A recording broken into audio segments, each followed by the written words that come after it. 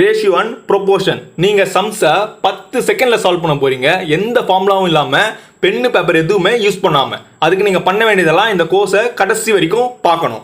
இப்போது ஃபஸ்ட்டு நம்ம என்ன பண்ண போகிறோம், பேசிக் கான்செப்டை இந்த லெசன் 1ல் பார்க்க போகிறோம். அப்புறமா லெசன் 2ல் நம்ம சம்ஸை ஸ்கூல் மெத்தடில் சால்வ் பண்ண போகிறோம். யாருக்கெல்லாம் பேசிக் கான்செப்டும் பேசிக் மெத்தடும் நல்லா தெரியுமோ அவங்க டேரெக்டாக லெசன் 3க்கு போயிடலாம். ஏன்னா நம்ம லெசன் 3ல் ஷார்ட்கட் மெத்தடில் சம்ம சால்வ் பண்ண போகிறோம். இந்த மெத்தட் வச்சு நீங்கள் சம்ஸை 30 செகண்ட்ஸ்குள்ளே சால்வ் பண்ணிடலாம். ஆனால் நான் உங்களை லெசன் 2ல் இருந்தாச்சும் பாருங்க அப்படின்னு ரெக்கமெண்ட் பண்ணுவேன். ஏன்னா நீங்கள் பேசிக் மெத்தட்ஸ் எதனா 1-2 மிஸ் பண்ணிருக்கலாம், அதை இங்கே நீங்கள் கண்டுபிடிக்க நிறைய சான்சஸ் இருக்குது. அப்புறமா யாருக்கெல்லாம் பேசிக் கான்செப்ட், பேசிக் மெத்தடு, ஷார்ட்கட் மெத்தட்னா தரவா தெரியுமோ அவங்களாம் டேரெக்டாக லெசன் 4க்கு போயிடலாம். அங்கே நம்ம ட்ரிக் மெத்தடில் சம்ம சால்வ் பண்ண போகிறோம். இங்கே சம்ஸை 10 செகண்டுக்குள்ளே சால்வ் பண்ணிடலாம். எந்த ஃபார்முலாவும் கிடையாது, பென்னு பேப்பர் எதுவுமே யூஸ் பண்ணாமல் மைண்டில் கேல்குலேட் பண்ணி சால்வ் பண்ண போகிறோம். ஆனால் நான் உங்களை நீங்கள் லெசன் 3ல் இருந்தாச்சும் பாருங்க அப்படின்னு ரெக்கமெண்ட் பண்ணுவேன். ஏன்னா நீங்கள் சில ஷார்ட்கட்ஸை நீங்கள் மிஸ் பண்ணிக்கலாம் இல்லையா, அந்த ஷார்ட்கட்ஸ் நீங்கள் கண்டுபிடிக்க நிறைய சான்சஸ் இருக்குது. இப்போது இந்த லெசன் 2, லெசன் 3, லெசன் 4க்கான லிங்க் எல்லாம் டிஸ்கிரிப்ஷனில் இருக்குது.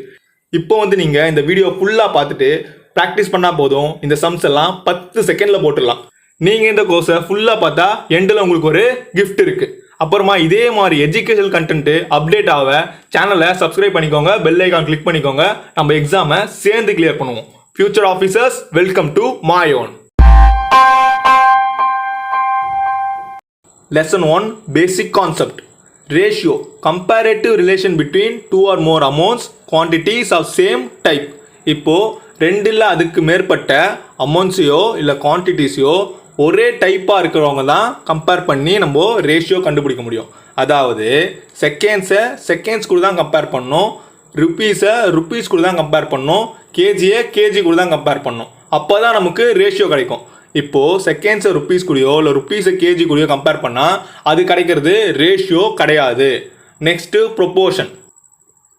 Proportion, 2 ratios are equal to each other. அப்போ தான் அது ப்ரொப்போர்ஷன்.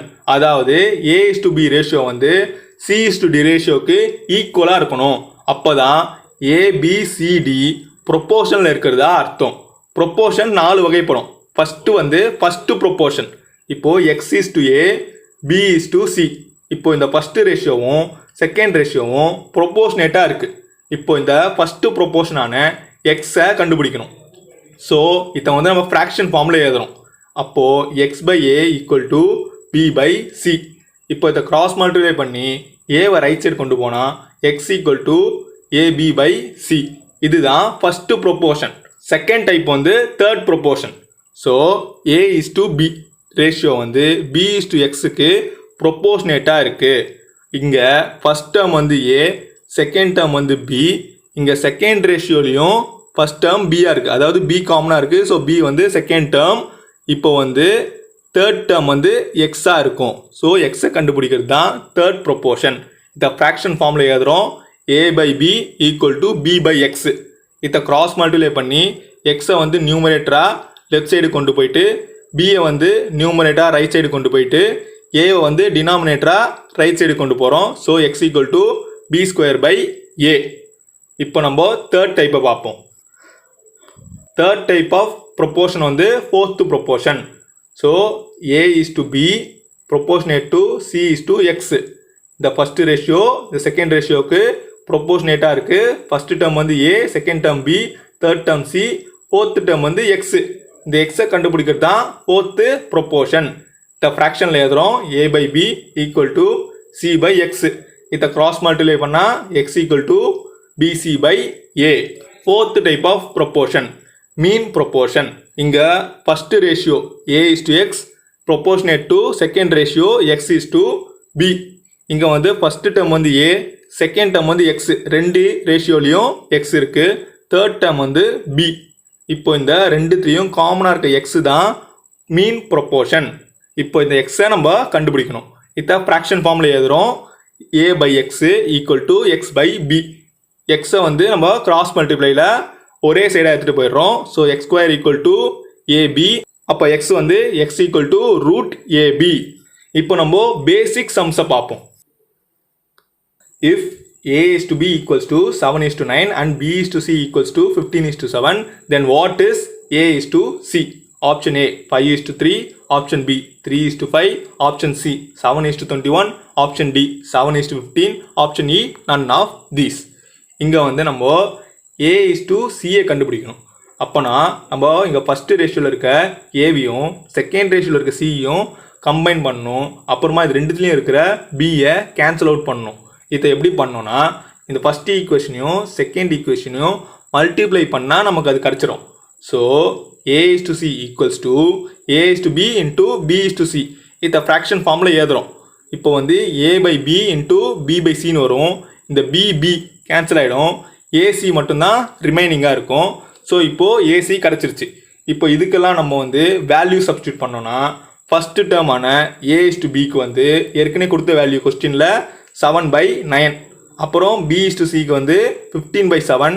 இங்கே 7 கேன்சல், 15/9. இதை சிம்பிளிஃபை பண்ணால் 5:3. ஆப்ஷன் ஏ தான் ரைட் ஆன்சர். நம்ம இப்போது நெக்ஸ்ட் கொஸ்டின் பார்ப்போம். The ratio of two numbers is 3:4 and their LCM is 120. The sum of numbers is option A 105, B 140, C 70, D 35, E none of these. இங்கே வந்து ரெண்டு நம்பர்ஸ்க்கான ரேஷியோவை கொடுத்துருக்காங்க. அப்படின்னா இந்த ரெண்டு நம்பர்ஸுக்கும் காமனாக இருந்த டேர்ம்ஸ் வந்து கேன்சல் அவுட் ஆகிட்டு ரெண்டுத்துக்கும் காமனாக இல்லாத டேர்ம்ஸ் வந்து ப்ரெசண்ட்டாக இருக்குது. அதாவது 3 வந்து செகண்ட் நம்பரில் ப்ரெசண்ட்டாக இல்லை, 4 வந்து ஃபஸ்ட் நம்பரில் ப்ரெசண்ட்டாக இல்லை. ப்ரெசண்ட்டாக இந்த டேர்ம் வந்து கேன்சல் அவுட் ஆகிடுச்சு. ஸோ அந்த கேன்சல் அவுட் ஆன டேர்மை எக்ஸ்ன்னு நம்ம அசியூம் பண்ணிக்கிறோம். அப்போ வந்து 3 × x தென் 4 × x தான் நமக்கான தேவையான நம்பராக இருக்கும். ஏன்னா அதுதான் கேன்சல் அவுட் ஆகிருக்கு. இப்போ அதோட எல்சிஎம் வந்து 120 கொடுத்துறாங்க. ஸோ இந்த ரெண்டு நம்பரோட எல்சிஎம் என்ன? 3x 4xோட LCM 12x. So 12x equal to 120. அப்போ எக்ஸ் வந்து 10. இப்போ நம்ம இந்த கேல்குலேஷனை ஃபர்தராக போடுவோம். சம்மு கேட்டிருக்காங்க நம்மக்கிட்ட. So 3x + 4x equal to 7x. எக்ஸோட வேல்யூ நமக்கு தெரியும், அதை அப்படியே இங்கே சப்ஸ்டியூட் பண்ணுறோம். So 7 × 10 equal to 70.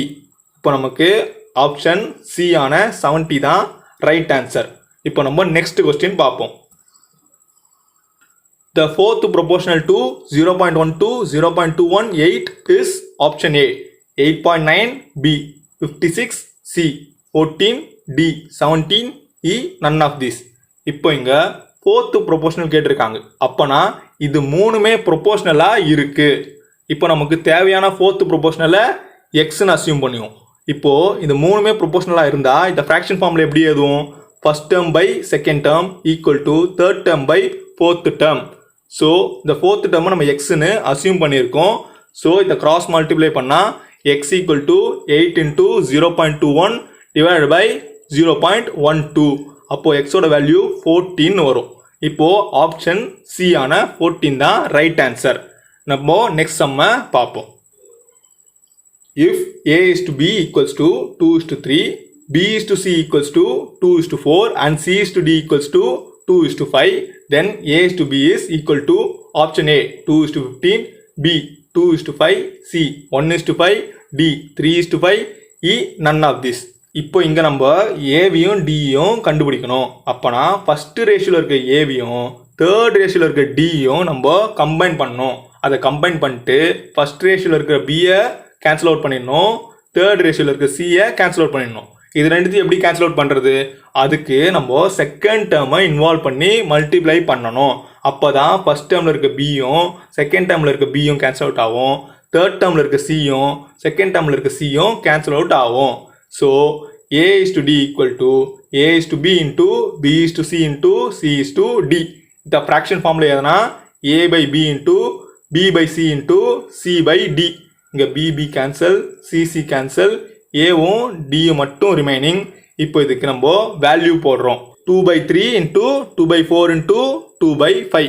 இதை கேன்சல் அவுட் பண்ணால் நமக்கு கிடைக்கிறது 2/15. இப்போது ஆப்ஷன் ஏ ஆன 2/15 தான் கரெக்டான ஆன்சர். நம்ம இப்போது நெக்ஸ்ட் என்னன்னு பார்ப்போம். காம்பனண்டோ டிவிடெண்டோ, இது ரொம்ப இம்பார்ட்டண்ட்டான கான்செப்ட். ஃபஸ்ட்டு நம்ம காம்பனண்டோ என்னன்னு பார்ப்போம். இப்போது A:B ப்ரொப்போர்ஷனேட் டு C:Dனா காம்பனண்டோவில் இதை ஃப்ராக்ஷனாக எழுதும் போது C/B ஈக்குவல் டு C/D வரும். இதை காம்பனண்டோவில் எழுதும் போது நியூமரேட்டர் ப்ளஸ் டினாமினேட்டர் தான் நியூமரேட்டர் ஆகிடும். அதாவது ஏ பை பி வந்து ஏ ப்ளஸ் பி பை டினாமினேட்டர் அப்படியே இருக்கும் டி. அதே மாதிரி ரைட் சைட்லேயும் சி ப்ளஸ் டி, ஏற்கனவே இருந்த நியூமரேட்டர் ப்ளஸ் ஏற்கனவே இந்த டினாமினேட்டர் ரெண்டுமே ஆட் ஆகி நியூமரேட்டராக மாறிடும். டினாமினேட்டர் அப்படியே இருக்கும்.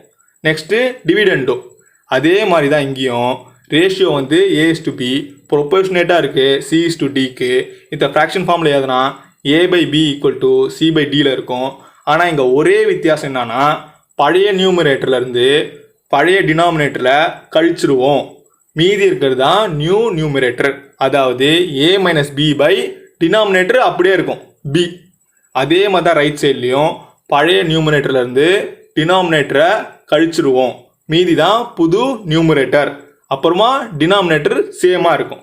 இதை இப்போ ரெண்டுத்தையும் இங்கே ஃபஸ்ட்டு ஒன்றை ப்ளஸ் ஆகிறதால A by B plus 1 equal to C by D plus 1 எழுதலாம். அதே மாதிரி டிவிடெண்டோவை A by B minus 1 equal to C by D minus 1 எழுதலாம். இப்போது நெக்ஸ்ட்டு காம்பனண்டோ டிவிடெண்டோவை கம்பைண்டாக பார்ப்போம். இப்போது அதே மாதிரி தான் A/B ப்ரொபோர்ஷனேட் டு C/D. இதை ஃப்ராக்ஷன் ஃபார்மில் எதுனா A by B equal to C by D. இது ரெண்டுமே கம்பைண்ட் ஆகும்போது நியூமரேட்டர் டினாமினேட்டர் ரெண்டுமே மாறிடும். நியூமரேட்டர் என்னவாக மாறும்னா பழைய நியூமரேட்டர் ப்ளஸ் பழைய டினாமினேட்டர் A ப்ளஸ் B.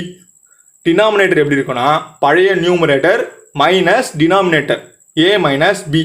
இதே தான் ரைட் சைட்லையும் C plus D C minus D. இதோட நம்ம இந்த லெசனை கம்ப்ளீட் பண்ணுறோம். நீங்கள் இது வரைக்கும் பார்த்ததில் எந்த சம் டிஃபிகல்ட்டுன்னு கமெண்ட் பண்ணுங்கள். இந்த வீடியோ யூஸ்ஃபுல்லாக இருந்துச்சுன்னு நம்புகிறேன். இதை நீங்கள் உங்கள் ஃப்ரெண்ட்ஸ் கூட ஷேர் பண்ணுங்கள். ஏன்னா ஷேரிங் இஸ் கேரிங். நீங்கள் நம்ம ஸ்டடி குரூப்பை டிஸ்கிரிப்ஷனில் இருக்கிற லிங்க் வழியாக ஜாயின் பண்ணிக்கோங்க. தேங்க்யூ.